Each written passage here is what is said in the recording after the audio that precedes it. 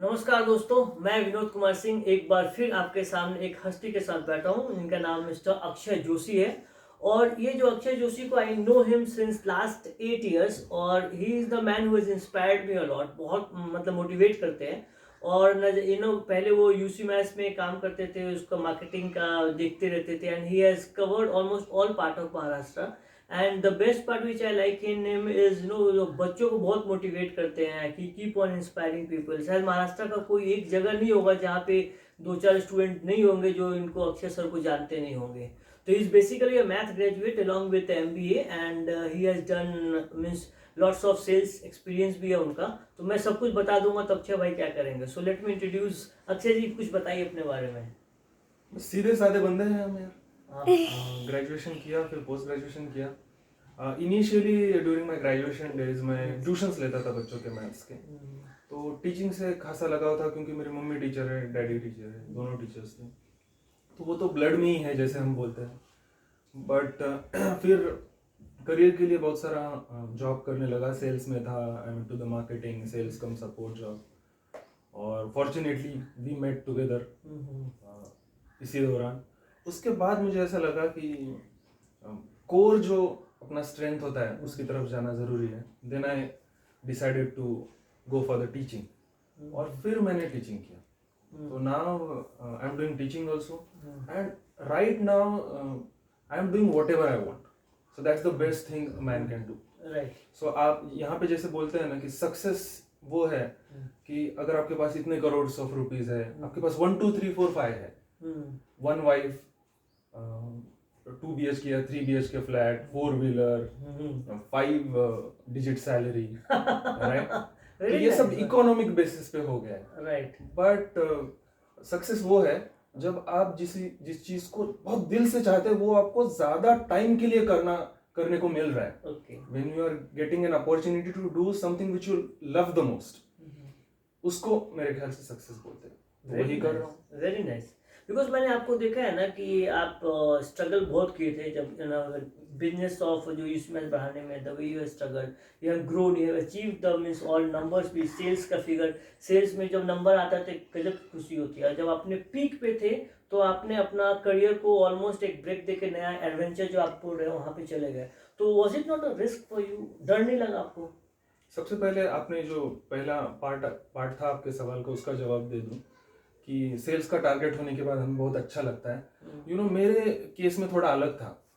मतलब जब मैं पुणे में आया तब पुणे में आके भी मुझे ऐसा लगा कि यहाँ पे इंग्लिश बोलने वाले को वैल्यू है। बट आई वॉज प्राउड कि मैं मराठी बोलता हूँ because I am a Maharashtrian. तो बाद में ऐसा लगा कि मैंने ऐसा बनना चाहिए कि मुझे इंग्लिश आती है but I chose to not to speak English. Okay. Right. फिर इंग्लिश भी मैंने बात किया जहाँ जरूरत पड़ी, बट स्टिल मैं मेरे घर पे मेरी मदर लैंग्वेज ही बोलता हूँ वो चीज। उसके बाद जैसे अपने टारगेट का बताया तो टारगेट अचीव करने में उतना इंटरेस्ट नहीं था।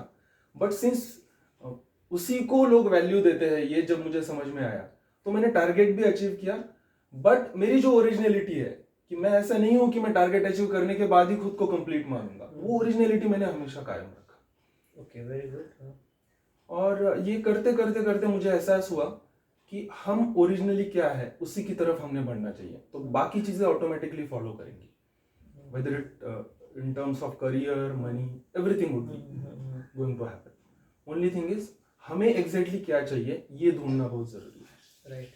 फिर भी ना आप जब डिसीजन ले रहे थे तो नाउ यू आर मैरिड, आपके बच्चा भी है, अपने घर का ईएमआई है, वैसे टाइम पे अपने जॉब को छोड़ देना, है no, because at the end of the day knowing कि आपको सब कुछ केयर करना है, where you have a fix salary and certainly you are changing yourself, उस वक्त जो डर लगता है कैसे मैनेज किया आपने? सी there are two things.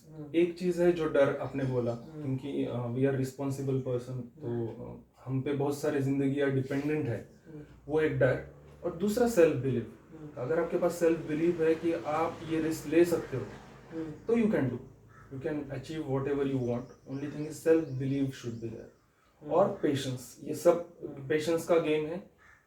Overnight तो कुछ नहीं होता है, तो आपको पेशेंस रखना पड़ता है। बीच में भी हमें बहुत बार लगेगा कि कहीं हमने गलत तो डिसीजन नहीं ले लिया, बट हमें फर्म रहना है उसमें। तो अगर आप सही डायरेक्शन में अपने हार्ट को फॉलो करते हो तो everything comes naturally sir. Okay, very nice, very nice. एक मतलब आपको बिलीफ होना चाहिए, टफ कंडीशन हो उसको भी आपको फॉर्म रहना चाहिए, that is what you want to say. You will see bad days also, hmm. That ऐसा नहीं कि सब कुछ अच्छा ही होगा, हम्म। आपको बहुत बुरे दिन मिलेंगे, hmm. But you should be thankful to God, hmm. You should be thankful to those people who were there with you जब आपका बुरा सिचुएशन था, and you should be more thankful to those people who were not with you, because of that you become tough and you could do whatever you did. Everybody is important, जो आपके favour में है, जो नहीं है जो नहीं है वो ज्यादा इंपॉर्टेंट है, क्योंकि वो हमें ऐसा लर्निंग देते हैं इस जिंदगी में जो आप जिंदगी में कभी भूलोगे नहीं, फिर जाके वो गलतियां नहीं होंगी, फिर जाके आप फिर से बुरे कंडीशन में नहीं जाओगे। तो you should be thankful to everybody. Right, right. और अपार्ट फ्रॉम दिस आप वैदिक मैथ्स में भी क्लासेस लेते हैं। वैदिक मैथ्स तो मुझे लगता है कि बहुत सारे बच्चों को इंस्पायर करेगा जानने के लिए, तो आपका वो आइडिया कहाँ से गया वैदिक मैथ के ऊपर?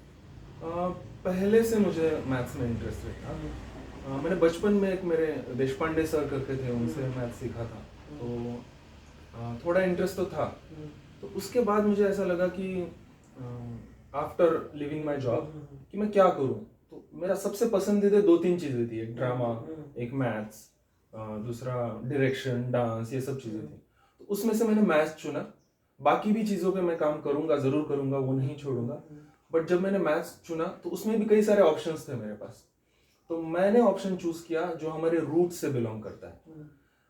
हमारे एंसेस्टर्स ने ऐसी सारी चीजें बना के रखी है कि लोगों को पता भी नहीं है, लोग हमेशा थोड़े वेस्टर्नाइज्ड कल्चर की तरफ इंक्लाइंड है, बट जब मैंने इसका डिटेल में स्टडी किया, बहुत सारा रिसर्च किया, तो मुझे समझा कि वैदिक मैथ्स जैसा मैथ्स यहाँ पे इस दुनिया में तो पॉसिबल नहीं है। तो I went into it, I did lot of research, here I have come with the proper syllabus, और ये अच्छा जा रहा है, मतलब more than the earning part it was giving lot of satisfaction to me, so I went for it. Very good. और आजकल जो बच्चे को, जो आपका जो व्यू है, मीन्स हम देखेंगे जो यंग जनरेशन है, दे आर वेरी एम्बिशियस, उनको बहुत क्विक रिजल्ट चाहिए, बहुत जल्दी से चाहिए, और तो उसके बारे में आप क्या कहना चाहेंगे? What suggestion you want to give to the young people?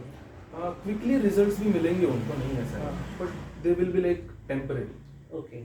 तो अगर आपको परमानेंट रिजल्ट चाहिए और हमेशा अगर लॉन्ग टर्म का आप सोचोगे, आप ये सोचोगे कि मेरे कोर बिलीफ्स, कोर सिस्टम्स को आगे जाके कुछ वैल्यू मिले, उस डायरेक्शन में अगर आप सोचोगे तो डेफिनेटली आपको रिजल्ट्स मिलेंगे, but patience is the key again. Good. तो आपको पेशेंटली डील करना है, और जो आपको सही में आपका हर्ट बोल रहा है वो फॉलो करना है। Right. So don't go for the short term results. It may give you happiness, but it will be temporary, not permanent. Which was the toughest time in your life, और कैसे आपने उसको हैंडल किया था? See, my toughest time was when my father passed away. Okay. So it was very difficult, because जब हम देखते हैं कि किसी और के घर में कोई गुजर जाता है तो वो उतना कनेक्ट हमें नहीं करता है, जब खुद के घर में होता है। ये पैंडेमिक टाइम ही बहुत खतरनाक था, आपको भी पता है, तो उस टाइम पे आई रियलाइज कि it is the toughest time, क्योंकि जो फादर रहते टाइम पे हम दुनिया देखते हैं वो, और फादर जाने के बाद जो हम दुनिया देखते हैं, इट इज़ टोटली डिफरेंट। लोग भी अलग नज़र आते हैं, दुनिया अलग नज़र आती है। हम जैसे देखते थे कि ये तो आसान है मेरे लिए, but within a minute it will be like the most difficult thing. तो ये सब चेंजेस हमें देखने पड़ते हैं, तो it's the toughest thing, emotionally, economically, in every aspect it is very difficult. Right. And before I conclude, any message to the young generation you want to give? One line message from your side. Believe in yourself, be patient and be original, that's the most important thing. Thank you. Thank you miss, अच्छा लगा अक्षय जोशी से बात करके, and I am sure कि आप लोग को बहुत सारा वैल्यू एडिशन हुआ होगा।